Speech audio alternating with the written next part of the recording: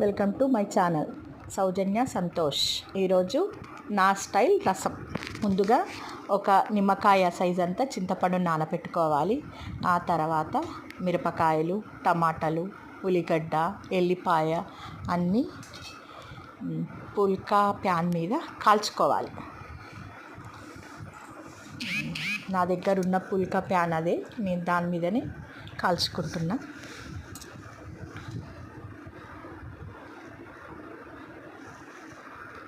కాల్చుకున్న తర్వాత రోట్లో దంచుకోవాలి. ముందు వెల్లిపాయలు, తర్వాత టమాటా, ఉల్లిగడ్డ, మిరపకాయలు అన్నీ దంచుకున్న గ్రేవీలకు చింతపండు రసం తీసుకొని పక్కకు పెట్టుకున్న తర్వాత ఈ దంచుకున్న గ్రేవీ మొత్తం ఈ చింతపండు రసంలో కలుపుకోవాలి. కలుపుకున్న తర్వాత తాలింపులో కరివేపాకు, పసుపు, కలిపి పెట్టుకున్న చింతపండు గుజ్జు, దంచుకున్న గ్రేవీ అంతా కలుపుకున్నాం కదా, అది అంతా ఈ ప్యాన్లో వేసేసి మంచిగా మరగబెట్టుకోవాలి.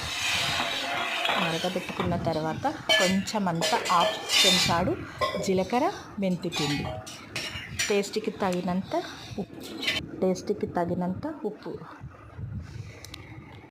వేసుకొని దించేసిన తర్వాత నా స్టైల్ టేస్ట్కి సరిపోయినంత కొత్తిమీర, ఉప్పు, జీలకర్ర, మెంతి పిండి వేసుకొని కలుపుకోవాలి. కలుపుకున్న తర్వాత కొత్త మరి మంచిగా మరిగిన తర్వాత తీసేసేయాలి.